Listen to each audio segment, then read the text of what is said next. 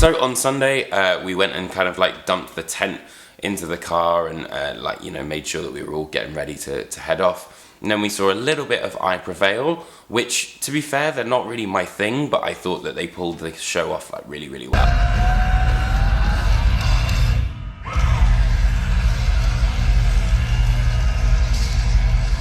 Then later on there was Under Oath, which was interesting.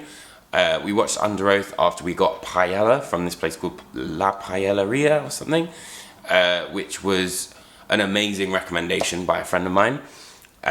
Literally £5 for an amazing portion of paella, which was really great. Then after that we had to go to the press area to sort another interview, which was really cool. But by that time Amon Amarth had come onto the main stage and we got to see the full set, which was great. Laura went off to see Beartooth. And she said they were really great as well, but I loved them on a Amarth. You know, you can really see the fact that they're really getting higher into their game.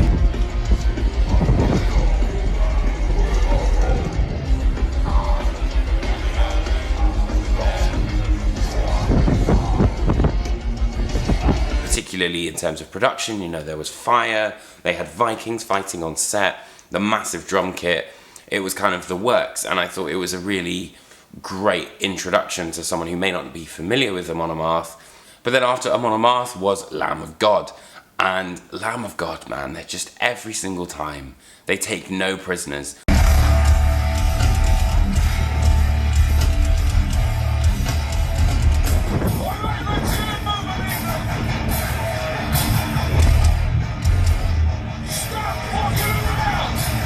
Like, they opened with Omerta, which was absolutely huge. They played the classics of like Black and the Cursed Sun. They played Descending, which I thought was interesting. Ruin.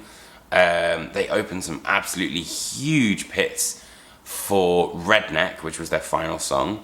But yeah, it just made me kind of hungry to hear more new material, which I'm sure is going to be just as brilliant as the past albums have been. Then afterwards, I was heading off to the prog wonderland that is Dream Theatre when we sort of caught a bit of Whitechapel. So Laura went to see Whitechapel and I heard what must have been sort of like the first minute, and it sounded incredible. There was a part of me which was kind of like, oh, I really want to go back and watch it, but I knew I hadn't seen Dream Theatre in such a long time and I had to go and see them. Well, obviously, Distance Over Time is kind of like a return to that heavier sound. And they put together a set list which I thought was really great, particularly for fans who might have missed like Train of Thought first time round type thing.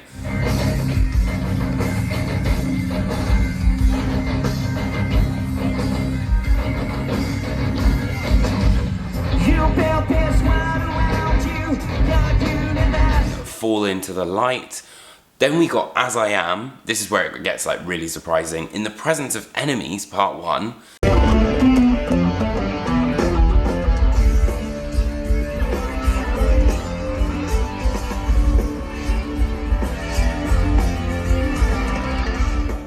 And then we also had the Dance of Eternity, a track off Awake, and then Pull Me Under. I might have missed another one, but oh, Pale Blue Dot, of course. They played Pale Blue Dot, which I thought was a real highlight and definitely one of my favourites off of Distance Over Time. But again, you know, I think it's almost like a running theme for this weekend is that all these bands sounded really galvanised and like ready to go. Now, I know everyone's going to give me shit for this, but I didn't go and see Slayer. Reason being, I did see Slayer in Manchester on what was meant to be their final tour. And also, I wanted to try and see something different. So I went off and saw a little bit of Smashing Pumpkins. Laura tells me that Mirkur came out for one of their songs, which sounded like it must have been really, really cool.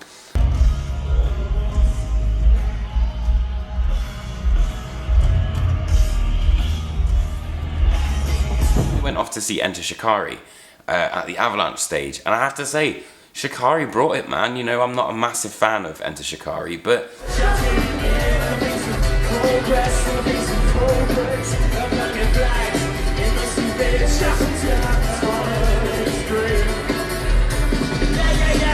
and their political message, I think, really kind of comes across, particularly live. But yeah, it sort of takes on this kind of like rave metal show at the same time, and it's got all that crossover which makes for a lot of appeal, and for a long time I didn't really get it, but I'm starting to come on board the Shikari bus now. But nothing prepared me for Tool. Tool were indescribably good. I've wanted to see Tool since I was 16. I've listened to their album so many times. I was even listening to Lateralus before I started recording this video. And their sound was incredible. The fact that they got the sound absolutely pitch perfect to sound not only like the record, but even more organic. And like, you know, you always hear people talk about Tool shows as being like an out-of-body experience type thing, and I was kind of like, yeah, whatever. Then you watch them and you're like, actually, no, they're right. But it was all like kind of eerily illuminated, and they had these incredible visuals on either side. It was kind of like both sides of the screen, and then the middle panels were all this one huge cosmic thing. And then working together with the songs was just amazing. And hearing the pot, Anima, they open with Anima, which is when I fully lost my mind.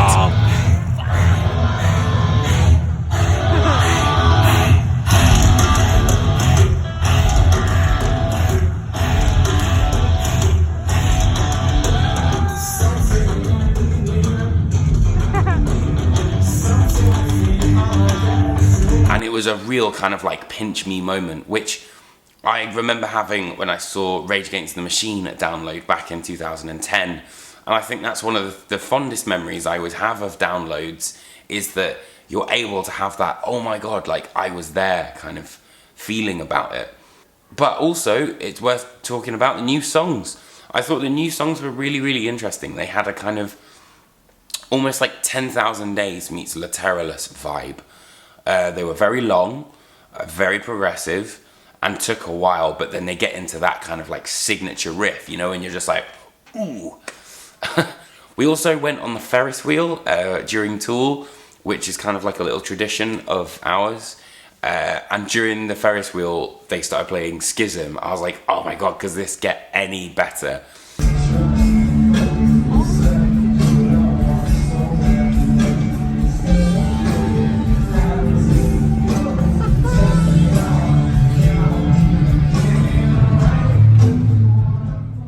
And I'm really gutted to say that we had to leave midway through their set. So I think we left after, is it Invincible or Descending? I'm not sure which song is which.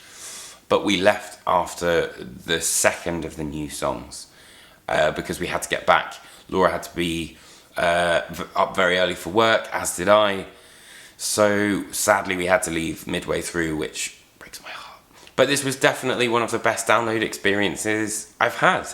You know, the overall organisation of the festival, I think, just keeps getting better and better. There's small things that they do to streamline the festival. Oh yeah, and whilst I was waiting for a shower at the campsite, I saw the Behemoth truck pull up, which was kind of cool.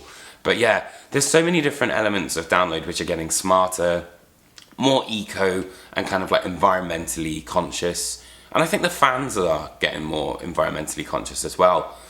But it was just a fantastic experience, which contrasted against last year's experience where I had my wallet nicked and then all that horrible stuff with the SD cards and tripods, and it was just a nightmare. Even though it was wet and rainy and muddy and all this sort of stuff, it was the best. Download Festival 2020 is now on sale as well. I think it's being held from the 12th to the 14th of June next year. So if you want to get tickets to that, there's a link right underneath me. So thank you so much for watching this video. If you enjoyed it, please do hit that like and subscribe button, and be sure to share if you can. It's always appreciated. Drop a comment, let me know what you thought of the video, and I will see you guys next year at Download Festival. Thanks so much, friends. Take care.